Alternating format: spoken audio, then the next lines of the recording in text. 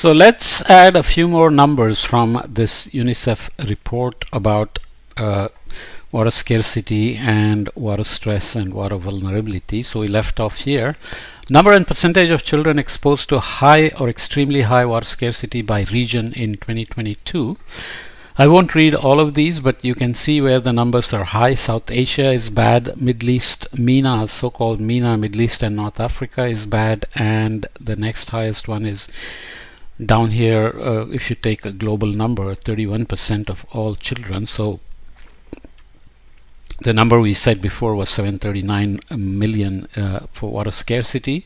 So you can see this diagram which shows area-wise, the numbers converted to areas. South Asia and MENA cover almost all of it.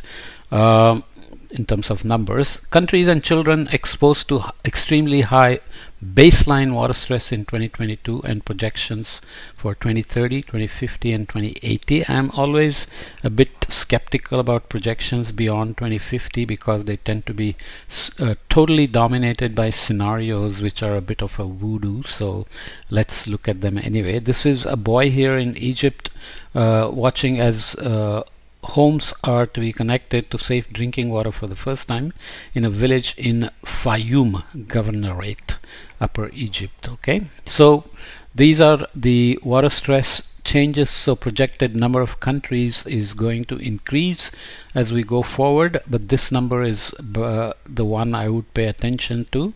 From 2022 to 2030, the number is only going up by 1.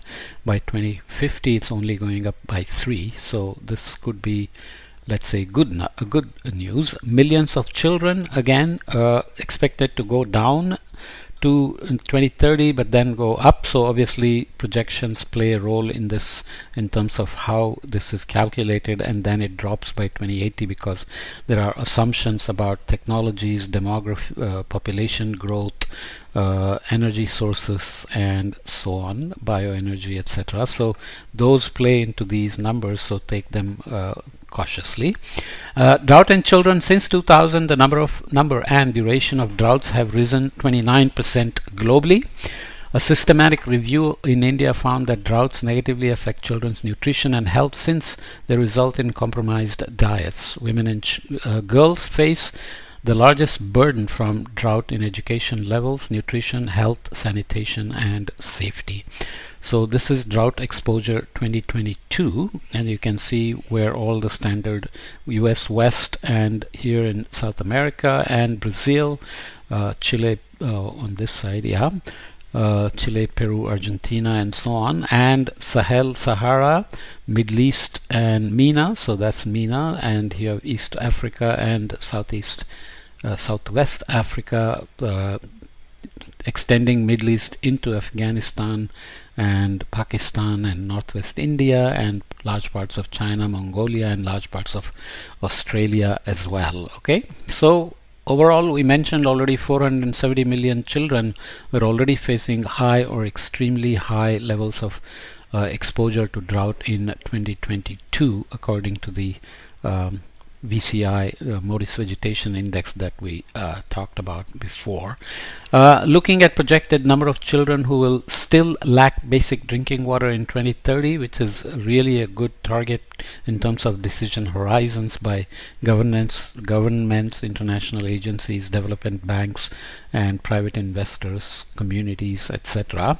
2022, so we are talking about 294.7 children lacking basic drinking water in 2022. So we have different regions again, Eastern and Southern Africa.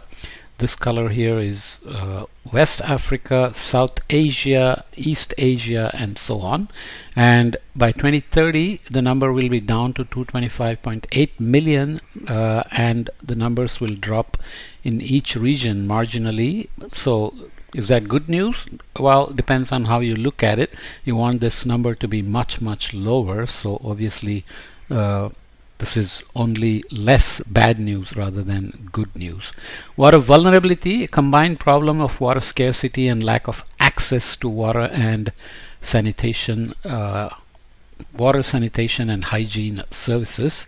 So there are some rankings here which should help the countries pay attention. So top 5: India, Niger, Eritrea, Yemen and Burkina Faso had the highest overall child exposure to high or extremely high water vulnerability. Here is in Afghanistan a boy carrying home a jerry can full of water from a UNICEF supported water point in Nurkhail village in Badghis province. I'm mispronouncing all of these, I'm sure. Top 5: relative: Niger, Eritrea, Jordan, Burkina Faso and Yemen.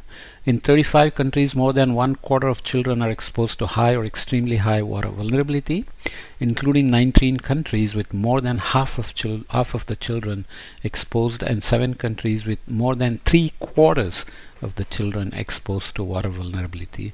In the absolute ranking, India, Nigeria, Pakistan, Ethiopia and China. Not good for all the economic progress, economic development that's happening in India. Water remains a major issue, but hopefully it's improving very rapidly as well. Okay, so again the number as of 2022, 436 million children face extreme water vulnerability. Okay, so while reducing water scarcity can be very challenging, beyond working across sectors to improve water resource management, improving access to climate resilient wash services has an immediate impact on water security and improves the score of water vulnerability in a given area. It's always good to know what leads to reduction in vulnerability, because then prioritization becomes easier. In short, if access and resilience of wash services are improved, then vulnerability is reduced even in areas facing growing water scarcity. So I have to run soon. So let me finish this water vulnerability index. Again, extremely high in the regions where we looked at water stress and water scarcity. So water vulnerability tends to go together with them. And here you can see again South Asia is pretty bad, West and Central Africa, and Eastern and Southern Africa are pretty bad. Here is a young girl gathers water from an almost dry river in Urang, close to the border with Sudan. That's a disastrous region with conflicts, democracy issues, and so on and so forth. So COP28, UNICEF is calling for the elevation of children within the final COP28 cover decision and an expert dialogue on children and climate change. I read this in the executive summary already. The embedding of children and intergenerational equity in the global stocktake, which we have discussed elsewhere, the inclusion of children and climate resilient essential services within the final decision on the global goal for adaptation, the loss and damage fund and funding arrangements to be child responsive with child rights embedded in the fund's governance and decision making process. Okay, some more. Protect. Beyond COP28, what does UNICEF want?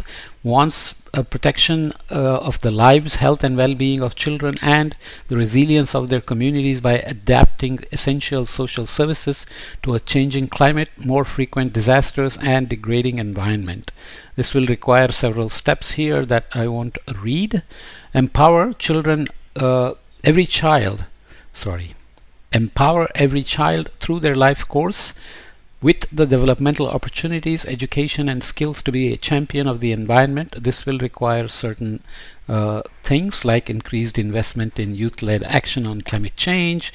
Here, increased investments in data and in evidence-based essential social services and systems, including health, nutrition, education, wash and social protection, to strengthen children's adaptive capacity to climate impacts and withstand shocks.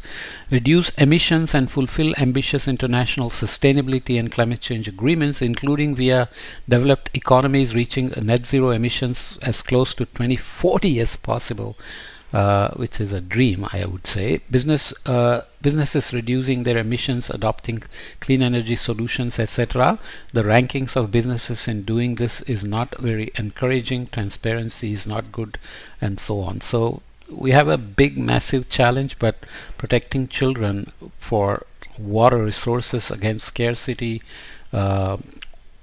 and vulnerability and stress is very critical. So hopefully the world community will begin to make children a very explicit part of all the negotiations, prioritizations, financing, and adaptation as well. Okay, so this concludes this chapter on water governance, and we'll continue with the next chapter in this section on case studies. Okay.